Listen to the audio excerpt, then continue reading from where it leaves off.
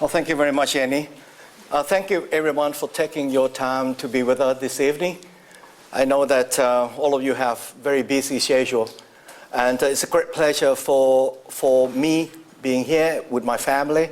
My wife sitting there, Kuntipuan, and our younger daughter standing there with a camera. And the two children are still back in Thailand, so I got 3 children. And it's really a great pleasure of being this great university, as you know. And I really appreciate this particular the GSEF forum to include me in this particular year as one of the guest speaker. And I myself pretty much involved not only in the education sort of matters in Thailand. I'm the one that really very critical of the way it moves at the moment of our national education reform. And of course, this particular collective corruption will basically be the target that the education reform ought to address to, but apparently it has never done so. And I think they will probably not going to do so for a long, long time. So we do need to have social pressure, which is now going on in Thailand, a bit more visible than in the past 10 years. So hopefully this evening I would be able to share with you some of my thoughts. I will tell you what is going on here now in Thailand, and in terms of the calamity that we are envisaged if we don't make any change. In fact, if we don't make any U-turn in that matter. And hopefully we'll be able to come up with the blueprints of this reform in order to tackle this so-called collective corruption, which I'm going to explain to you or define, give you a definition. And of course, at the end, it would be, I would suggest or recommend for you to maybe carry out further study on how to prevent these blueprints from being scrapped by, quote unquote, allegedly corrupt government. So the title today, of course, the key words, education, collective corruption. I'll define the collective corruption in a minute. This is what triggered the whole movement at the moment in Thailand. Just right after last Thailand general election in July, there was a poll carried out by ABAC, which is the Assumption University poll in Thailand, a very prominent one. 64.5% of those polled supported corruption as long as they too would benefit. For example, like, well, we got a new road coming to my village. That's no problem.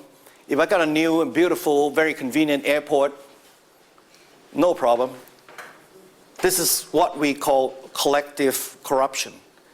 Of course, collective corruption was defined in another context, but tonight I will define it in a more realistic context that's applicable to the situation in Thailand. So I'm going to give you the insight, as I mentioned, and hopefully I will also propose a complete blueprint of effective educational reform that's set out to wipe out, hopefully, collective corruption from Thai society. And of course, very important, if you got good blueprints, what good would it do if someone else come into your office as a new prime minister and scrap it? So we must find some way to protect it. So hopefully by the end of this lecture, we will be able to see at least one possible solution. So for 45 minutes, we'll define corruption versus collective corruption and collective corruption in developing countries, lesson from Hong Kong, and the case for Thailand, how to design to tackle it, and how to prevent the design from being scrapped. And question and answer about 10 minutes afterwards. Now, corruption, as you know, is a very general definition. It's abuse of your position of trust for personal gain. Now, let's take a look at the difference between corruption and collective corruption. Now, corruption is basically the act between two people, the giver and the taker of bribes. Collective corruption, there are basically two models. One is a one-party model. What it means that if they are collective, basically collective in one party. Let's say, for example, if this is a giving party, the giver of the bribes, not necessarily to be one person, but it could be the whole kind of the whole enterprise or the whole company that performed that corrupted act. This is one definition. It could also be the taker. It can be a collection of people who play the role of taking the bribes. This definition defined basically in this books by Palmer, Weher, 2006. It says collective corruption is a form of crime that involves sustained coordination of multiple organizational participants. It's a collection of people who does one role, and that is either giving the bribe or taking bribes.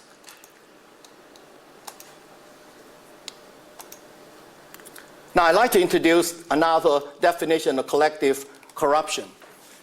This is actually what happened in Thailand at the moment.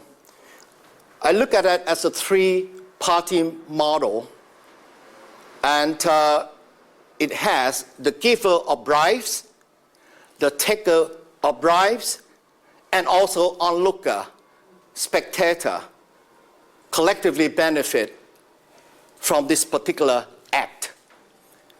That's what the national poll came up with. That as long as we too benefit, it's okay. You can continue being corrupt. 64.5% is a very, very substantial number. So if there is a general feeling of virtually all the civil servants or politicians accept bribes, so it is pointless for me to be the one who refused the bribes. This is actually now happening in many developing countries, and I can only address to the problem in Thailand.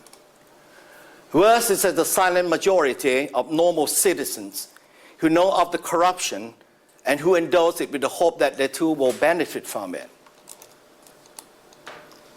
This is what they say, they're all trapped in a social black hole. Actually, I drawn this social black hole from social trap, defined by, or first referred to by Angus 2004.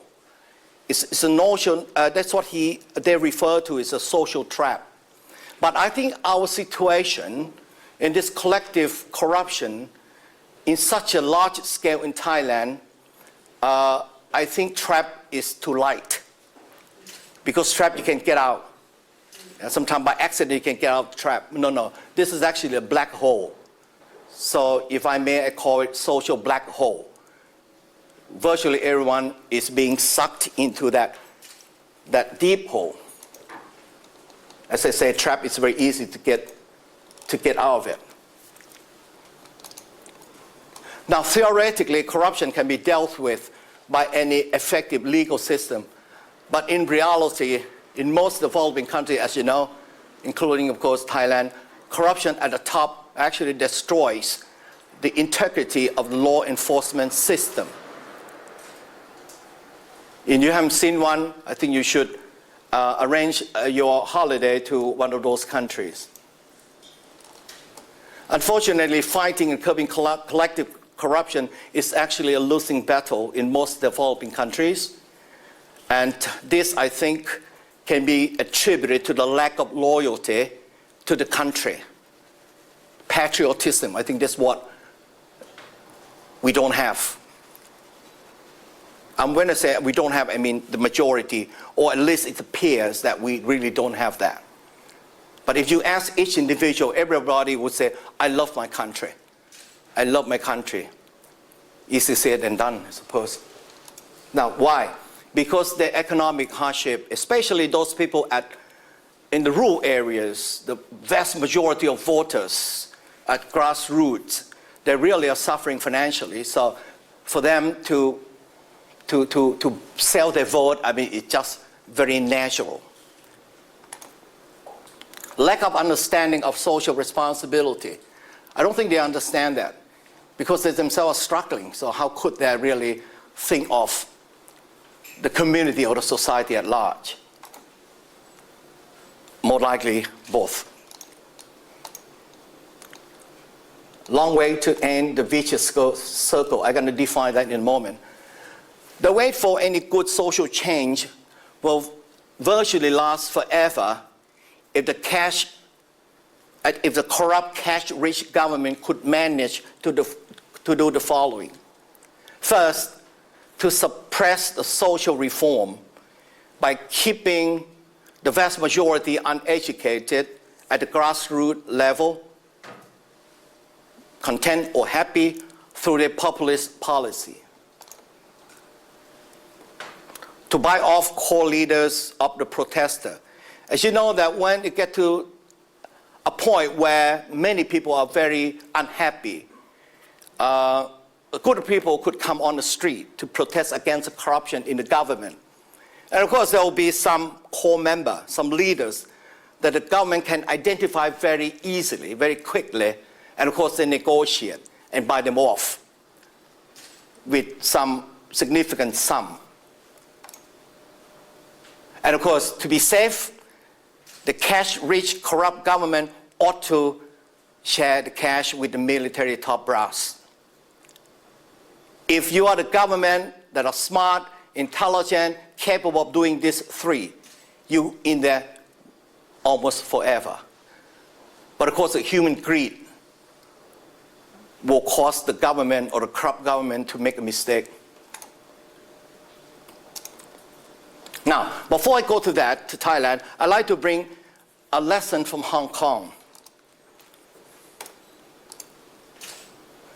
In 1973, 3 years before the colony handed back to China, the police corruption there was so widespread, so bad, and it was just nasty, and spread over to other sectors as well, including hospital. You go to the hospital, you need a clean sheet. You need to pay a little bit.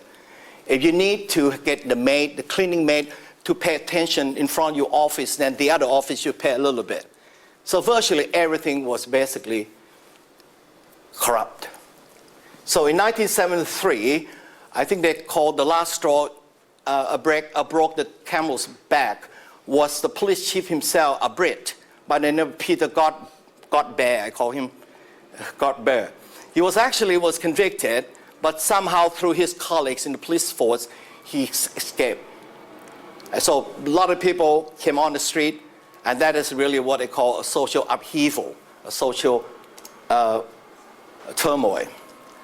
So in 1974, the government at the time, that was a governor, of course, a British governor, as you know, they got 3 years to clean up. So he did not have any incentive of protect that British police officer or police chief. So he went on, and in 1974, the Independent Commission Against Corruption, or ICAT, was set up, 1974. And so after any social upheaval, hopefully there will be a positive social change as a result of it. It happened in Hong Kong, but it never happened in Thailand.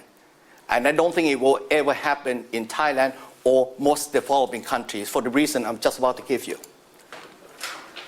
But I just want to show you the rare case of positive social reform after social unrest. The government will be corrupt or civil servant corrupt, and people are going to be very unhappy to a scale where they just have to come out on the street, protest, and make the change. In Hong Kong, it did. Because the guy on the top basically had no interest in it. The governor has only 3 years. Okay, first reason, because Hong Kong is a very, very small country. And so when the size of the country is smaller, better chance that you'll be able to correct it. And of course, at that time, the Western expats in Hong Kong actually make up a very nice, high proportion. And of course, they were more educated, and they were brave enough to support that cleanup. Great Britain's governor had only 3 years to clean up that mess and hand the colony to China. So there was really that time, sort of like a time pressure there. And the chief executive appointed by China in 1977 had no personal gain from the previous collective corruption. So everything set in quite well for Hong Kong to succeed in obtaining positive, constructive social reform after the social upheaval, social unrest. As I said at the bottom here, it will highly unlikely happen in a larger country. I remember I was in Singapore once. I took a taxi cab and I talked to the taxi driver and said, well, you're lucky you have Lee Kuan Yew as your prime minister. And he told me, well, why don't you move him to Thailand to see what he could do? And he was right. I think Thailand is too complicated, too large for him. ICAT, which is the Independent Commission on Anti-Corruption, has three-pronged strategy. First is operation law enforcement. They really came up with very, very rough, very tough law to penalize offenders. And they have prevention. Prevention, and of course they have education. So let me quickly go through this. Oh, actually, I'm going to jump from this operation prevention to education. Before I do that, operation means law enforcement, witness protection, that sort of thing. And the prevention, can I go back to operation? In Hong Kong, it's so beautifully designed. Even a corruption between private party and another private party, ICAT has the authority to move in and arrest. This is really remarkable. And I think many countries ought to study this particular system in Hong Kong. Prevention, they basically go through this sort of workshops, and they have 1,000 volunteers to come in, organize activity, and then organize workshop, and they would present like internal control for each industrial sector or each business. So they really go in with this so-called kind of a real life, and they also put, on the prevention, they put people on what you call unwanted list on the website. And they also exhibit major corruption case on their website, spell out the names of those offenders convicted, and of course, give all the details how they basically went around with that corruption conviction. Now, education. This actually plays a very sustainably vital role in Hong Kong social reform against collective training. This is the training and the workshop. They also tell you what are the laws regarding or relating to bribery offense, and the pitfall corruption, ethical decision making at work, and the managing staff integrity. Dissemination of anti-corruption messages to school and all media. If you go to Hong Kong every 10 minutes or so, you'll see this advert coming up on your screen, a man behind the bars, a little boy crying outside on the other side of the bar. This sort of thing, kind of reminding people all the time that this is a consequence of corruption. And there's a campaign promoting values among young. They even have what they call Young Summit. They organize all these young kids to really be the leader in this sort of summit meeting and so on. Achievement in Hong Kong. 90% of corruption report came from whistleblowers, with 70% of them willing to give their names. So they really developed to a very high level, a high level of development. Current member of volunteers I mentioned earlier to plan, carry out activity up to 1,000 people. Syndicate corruption in police department, gone forever. There might be some petty, like one single officer involved, but not the syndicated one.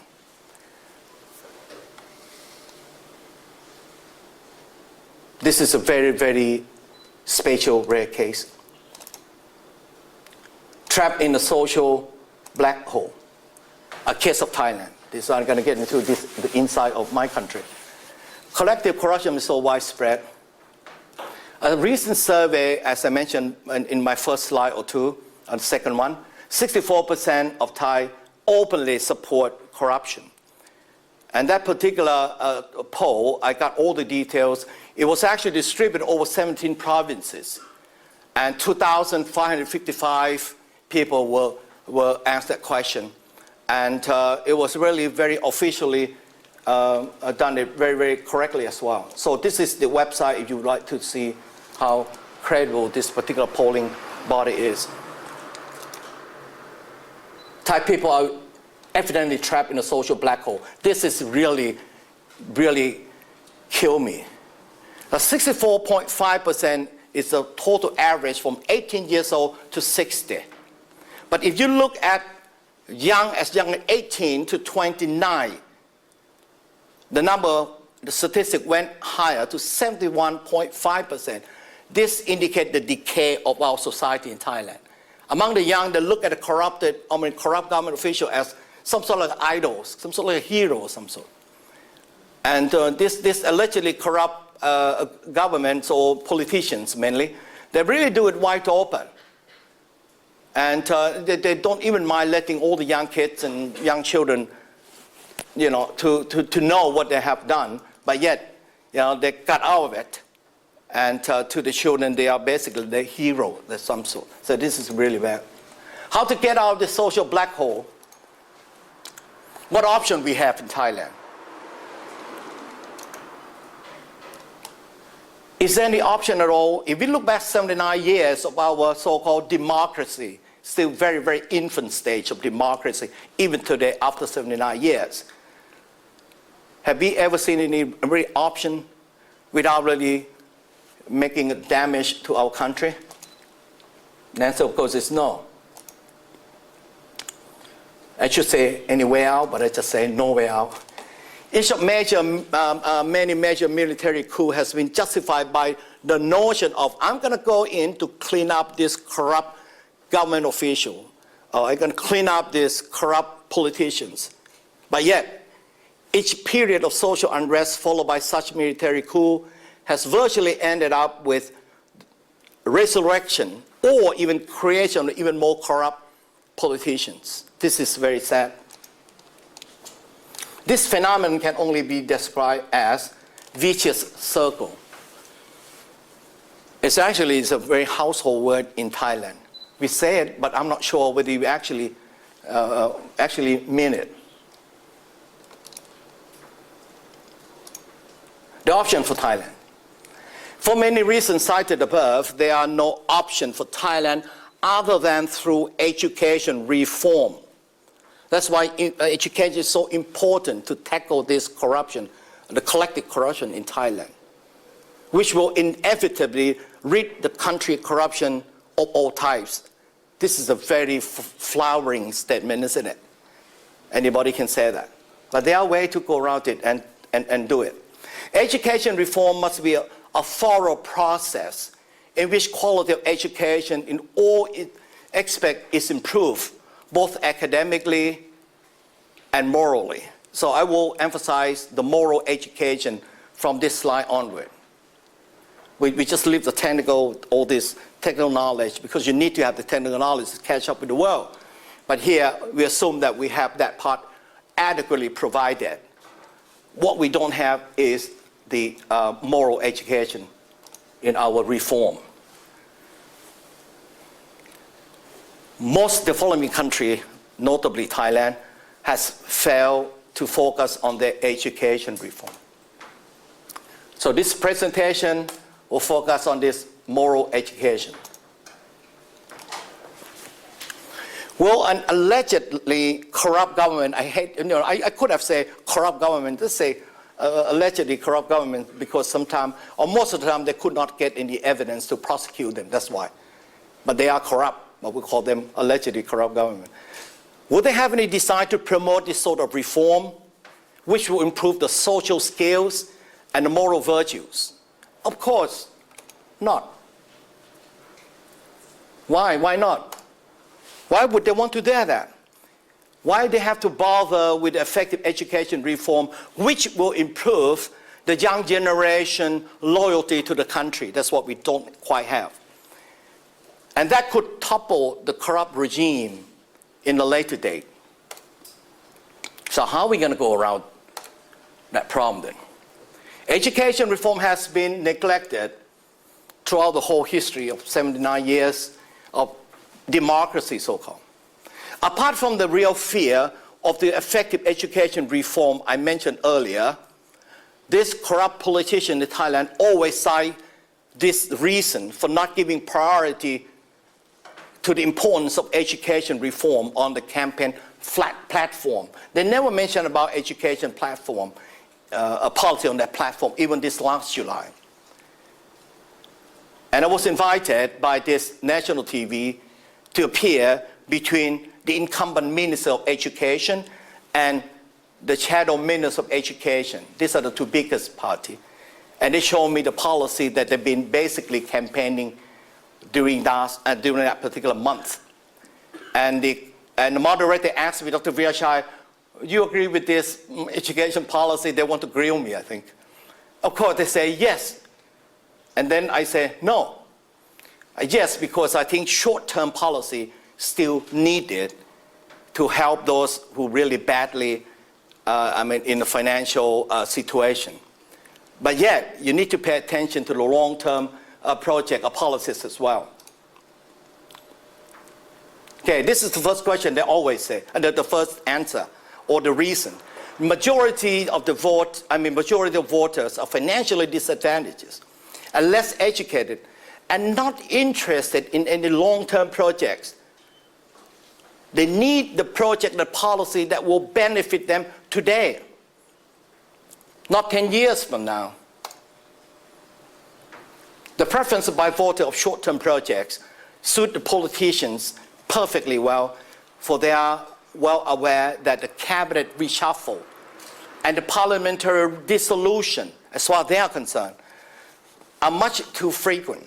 So why they would spend the time on the campaign talking about long-term projects if they themselves know that they might not be around to do it? See? Because the reshuffle in Thailand, especially this particular party, in under 5 months, they're all going to be reshuffled. And the new group going to walk in.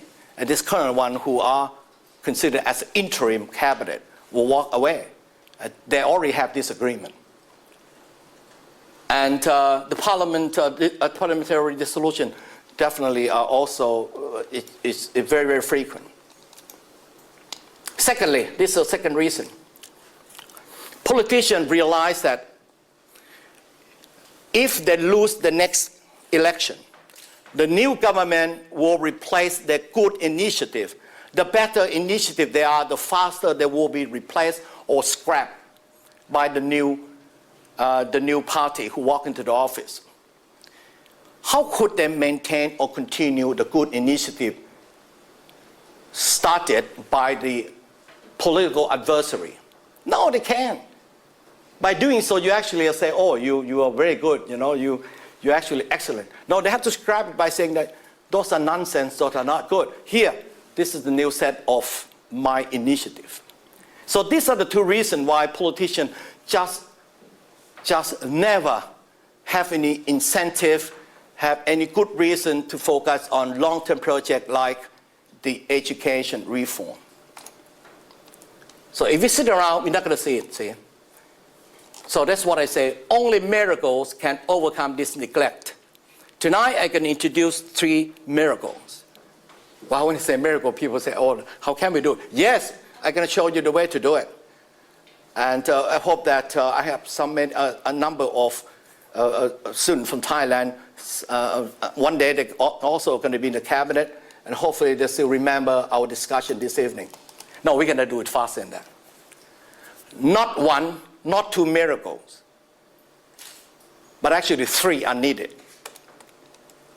First, there must be, this is very difficult, there must be a clean and almost non-corrupt government coming into the office, and this government must have genuine wish to reform Thailand's education reform. Wow, this one very, very difficult. A lot of people look at this and they close the book and they go home. Because if you cannot have this first miracle, how could you have the second and third? Let's see what are these 2 miracles are. If the government knows what type of effective education reform Thailand needs, so that's second miracle. Whether those in the office, in the power, know what the country needs in their education reform. We have education reform 14 years ago. It was actually enacted as a law, but yet we still try to figure out what to do. And the third miracle would be that how can we prevent that good design being scrapped by the next government? Okay, let's take a look. The first miracle, or miracle number one, must be assumed. Very difficult to create. But the other two can be created. So hopefully this evening, we'll achieve and understand how to create the other two miracles. And for miracle number one, we just have to pray. But trust me, it will happen. I will tell you why, how.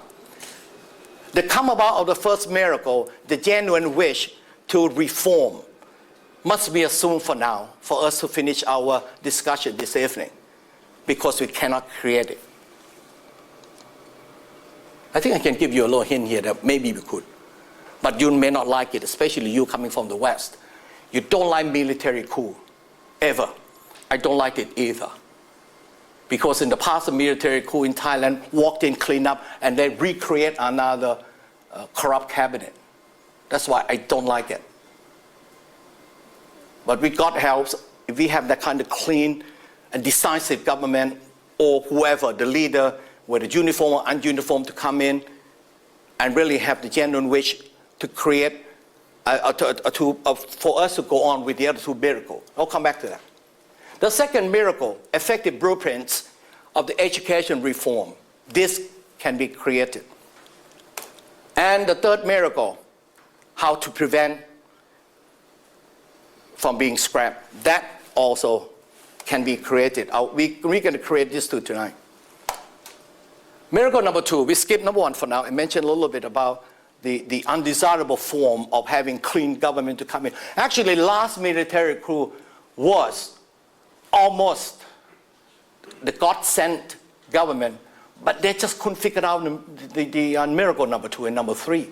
So only them alone coming in wouldn't do any good. It got to be three concurrently and simultaneously. Since we cannot create miracle number one except praying for it, so why wait? Let's create miracle number two. How to design effective education reform for Thailand with an aim to educate the younger Thai generation so that it will understand what damage collective corruption does to the country, and also understand basically how to prevent it. We can design, create curriculum and activities. I say curriculum and activities because you cannot just do only classroom teaching. You just have to have supportive curriculum as well, which will form ideal characters in young generation. All blueprints of the reform must be individually detailed for each year group, from Key Stage 1, Key Stage 2, 3, 4, and 5. Okay, the next 5 slides I'll just show you as some sort of something like tangible, visible that you can see, and you can work on it. Ideal characters, what we like our children in let's say year 1. What sort of ideal character we like our year 2 student to possess, year 3, all the way to year 13. We need to know that, see? If you don't know that, how could you reform your society through this education reform? It's impossible. So the ideal character must be clearly defined or identified and agreed upon. The ultimate goal of education reform is the creation of ideal characters instilled in every young Thai to tackle against corruption. The curriculum activity at each year level must emphasize the gradual civilization of the following values in students. First, dignity of the individual to himself, herself, self-esteem, truth, integrity, and justice. Secondly, the children must develop this positive relationship within his or her own group. Friends, peers, families, members. Number 3, positive relationship with other people in the same society, same country, same community. So actually, you yourself with the one near you and the one in the whole community that live together with you.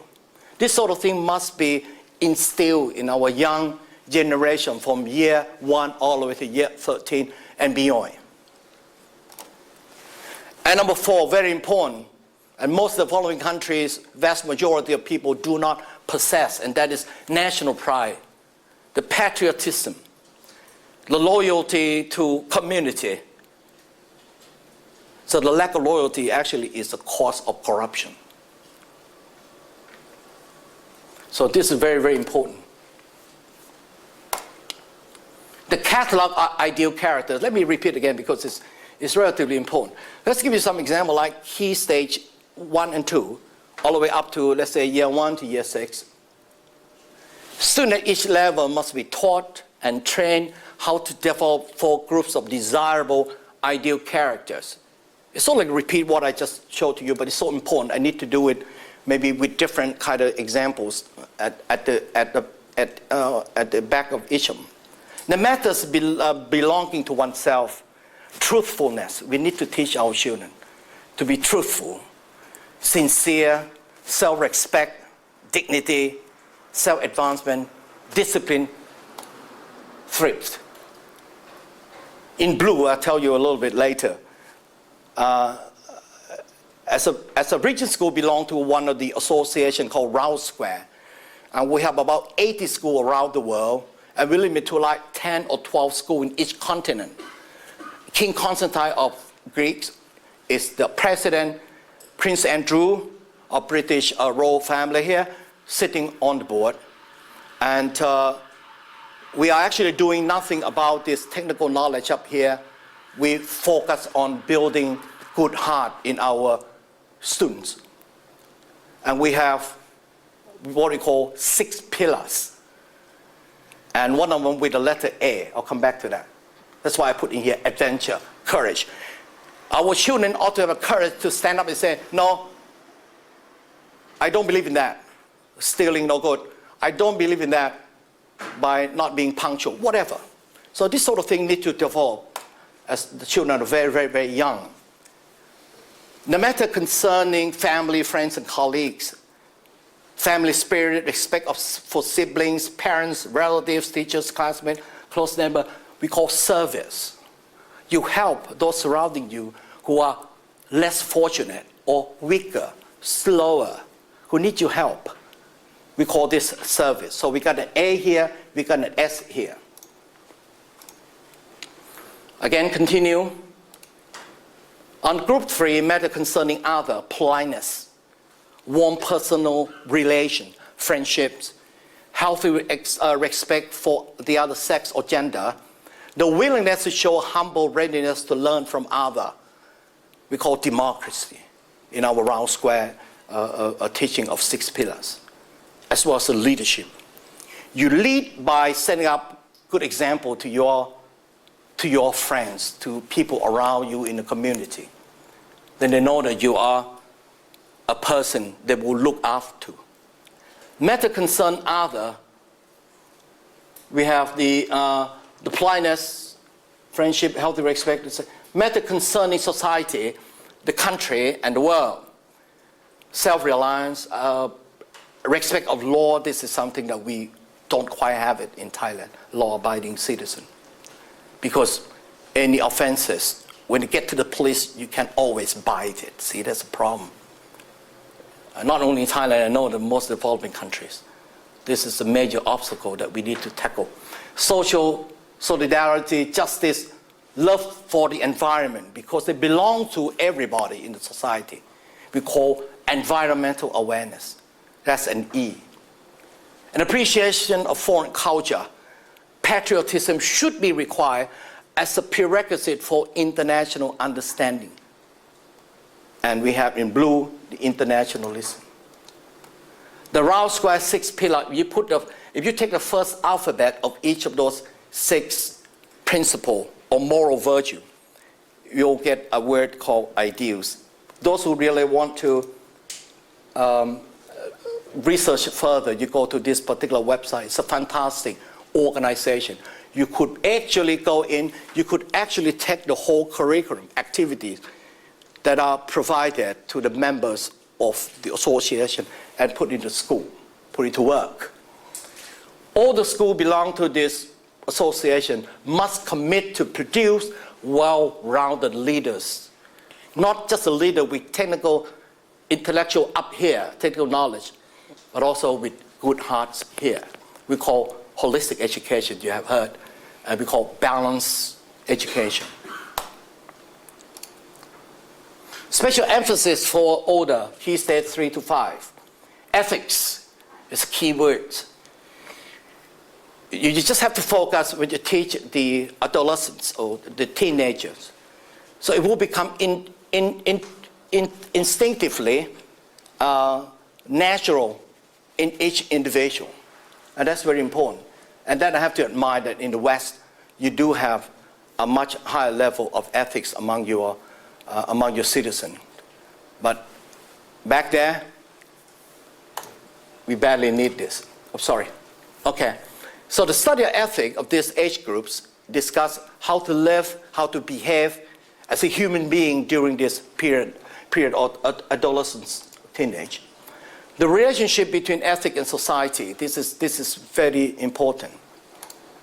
And then Thailand relationship with ASEAN, which is the regional grouping, and also with other countries, other multilateral organizations. So we need to really tell our kids to aim high to become somehow like a leader. Okay, we have just created miracle number 2. Now miracle number 3 can be quick. This particular miracle number 3,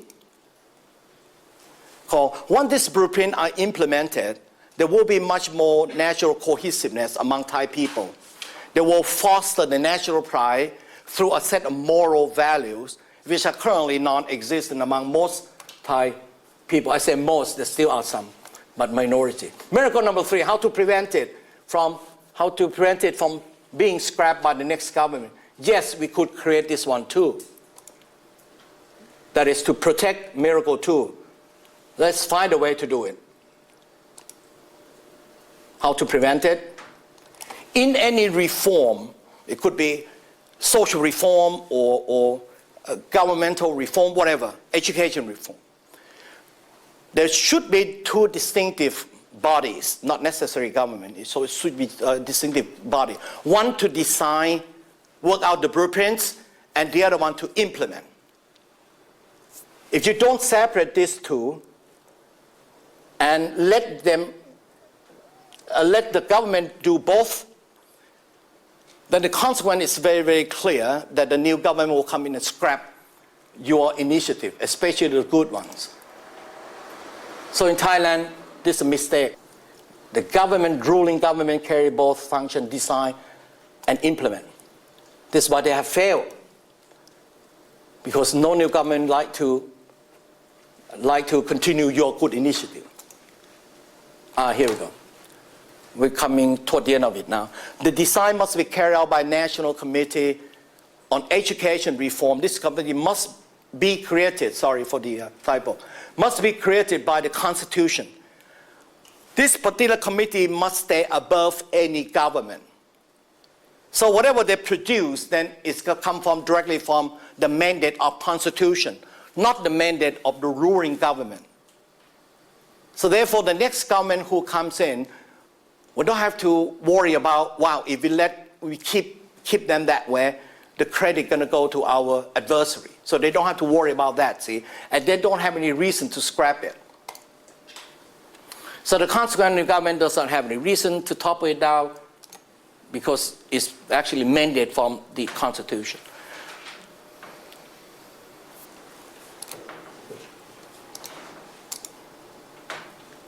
So the government cannot interfere with these final blueprints because they are enacted as law under Constitution. This is very important because they're not products of the previous government. Summary. To battle against collective corruption, the nation must have effective education reform. To acquire such a reform, one must have three indispensable factors or miracle. Missing one of it would spell failure. First, there must be a genuine, strong demand for a good design. I think we could create the demand for it. And then if the majority of the people in the country asking for it and call for it, and that particular genuine wish could be created. That's in a positive way without having to go through the military coup. But it's very difficult. But education will basically get them to understand that there is a light at the end of the tunnel.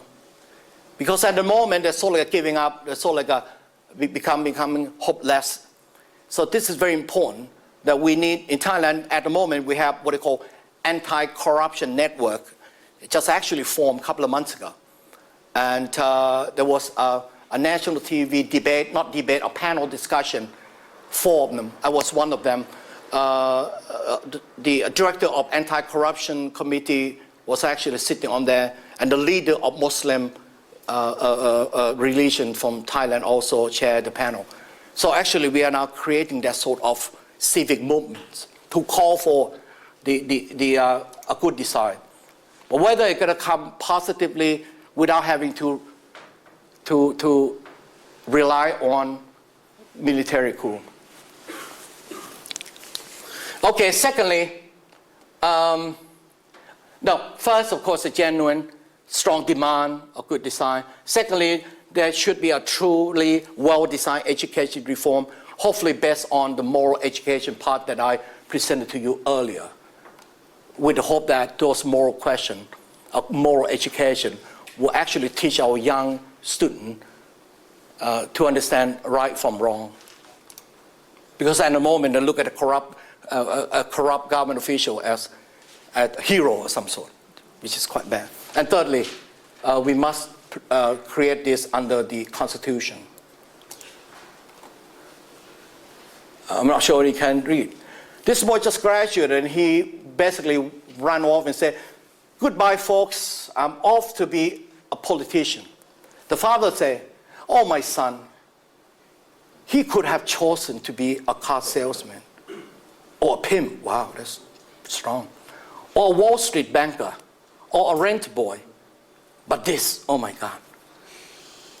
And the sister said, "Dear mother, must we vote for him?" And the other sister said, "Oh, dear father, what will become of us?" So really, it's a clean politician, perfect. This published in New York Times. So I mean, if it's appear in a Thai newspaper, it's going to be a lot worse. Okay. So, well, thank you for your time. I think the moderator behind, thank you very much.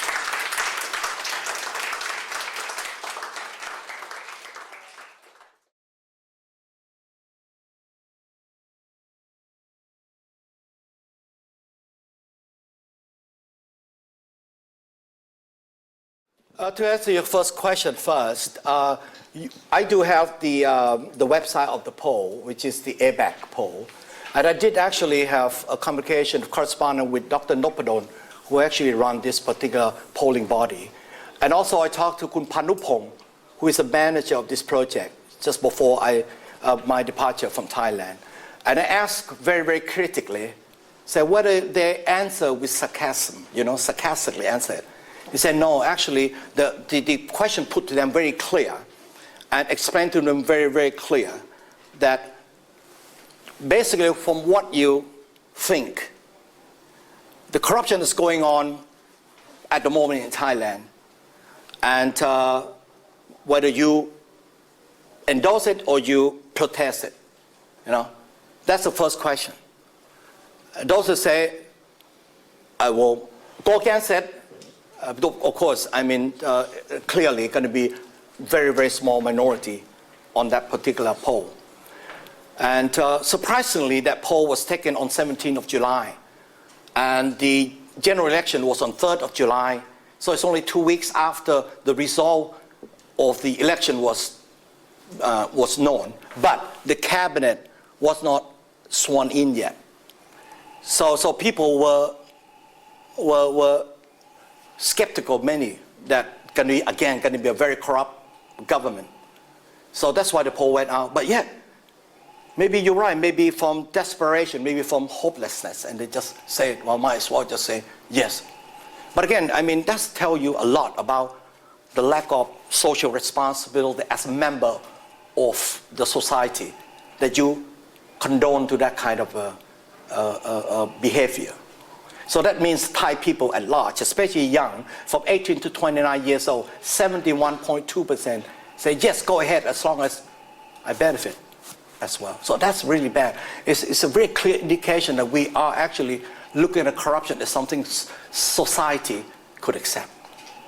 So this is something that you really need to, when you go back to Thailand, you really need to get on with it and help out.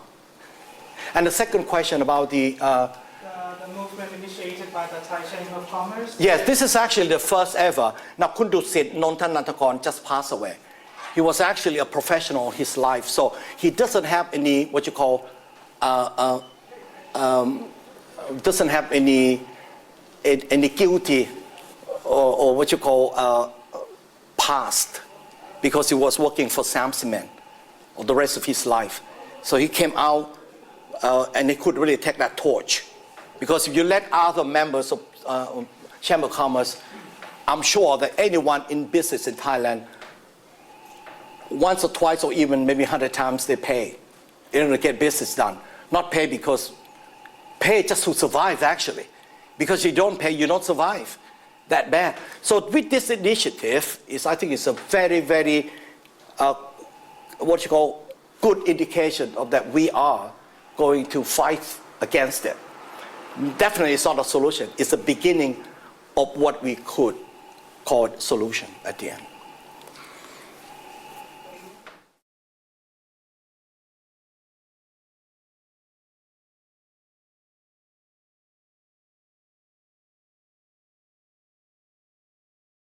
Okay, don't be hopeless. Because the way you sound, you would actually sound like part of the majority are now in Thailand. They say, oh, impossible. You're right, it's virtually impossible because the person that have to make it happen is the teachers. And we don't have a proper training for the teacher to teach moral education alongside with the technical subjects.